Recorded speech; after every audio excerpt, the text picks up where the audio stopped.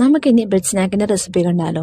അതിലേക്ക് 2 മുട്ട, ഒരു നുള്ളുപ്പ്, കുറച്ച് പാല്, കുറച്ച് പഞ്ചസാര, കുറച്ച് ഏലക്ക ഇത്രയും ചേർത്തിട്ട് നല്ലപോലെ ഒന്ന് ബീറ്റ് ചെയ്തിട്ടെടുക്കാം. ഞാൻ ഇതിലേക്ക് വേണ്ടിയിട്ട് ഗോതമ്പിൻ്റെ ബ്രെഡാട്ടോ എടുത്തിരിക്കുന്നത്. ഇത് അത്യാവശ്യം കട്ടിയും നീളം നല്ല സോഫ്റ്റ് ആയിട്ടുള്ള ബ്രെഡാണ്. അപ്പോൾ ഞാൻ അതുകൊണ്ട് ഒരു 5-6 സ്ലൈസ് ആക്കിയിട്ട് ചെറുതാക്കിയിട്ട് അതൊന്ന് കട്ട് ചെയ്തിട്ട് എടുക്കുന്നുണ്ട് കേട്ടോ. അപ്പോൾ ഞാൻ എല്ലാം തന്നെ കട്ട് ചെയ്ത് മാറ്റി വെച്ചിട്ടുണ്ട്. ഇനി നമ്മുടെ എഗ്ഗ് നല്ലപോലെ ഒന്നും കൂടി ബീറ്റ് ചെയ്തെടുക്കാം. എന്നാലാണ് നമുക്ക് അതിൻ്റെ കറക്റ്റ് ഫ്ലേവർ കിട്ടത്തുള്ളൂ. ശേഷം ഒരു പാൻ വെച്ചിട്ടുണ്ട്. അല്ലെങ്കിൽ കുറച്ച് സൺഫ്ലവറിന് ഓയിൽ ഒഴിക്കുന്നുണ്ട്. പിന്നെ നമുക്കിതിൽ എഗ്ഗിൽ ഡിപ്പ് ചെയ്തിട്ട് ഒന്ന് ഷാലോ ഫ്രൈ ചെയ്തിട്ടെടുക്കാം.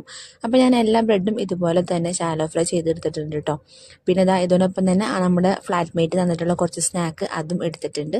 അപ്പോൾ ഞാൻ എല്ലാ ബ്രെഡും ഞാൻ ചൂടാറാൻ വേണ്ടി ഇങ്ങനെ നിരത്തി വെച്ചിട്ടുണ്ട് കേട്ടോ. അപ്പോൾ ഇതിൽ നിന്ന് കുറച്ച് നമ്മൾ പാക്ക് ചെയ്തെടുത്തിട്ട് ബാക്കി കുറച്ചുള്ളത് നമ്മുടെ റൂംമേറ്റ്സിന് കൊടുക്കാമെന്ന് വിചാരിക്കുന്നുണ്ട്.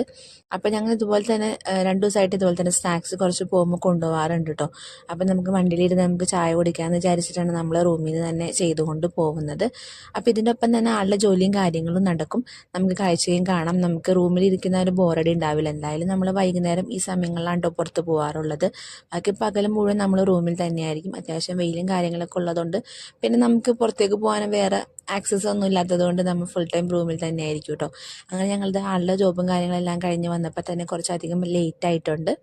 അങ്ങനെ ഞങ്ങൾ ഫൈനലി റൂമിലെത്തി. ഏകദേശം ഒരു 12 മണിയൊക്കെ ആയിട്ടുണ്ട് റൂമിലെത്തിയിട്ട്. അപ്പോൾ ഇത്രയേ ഉള്ളൂ. നമുക്ക് അടുത്ത വീഡിയോയിൽ കാണാം.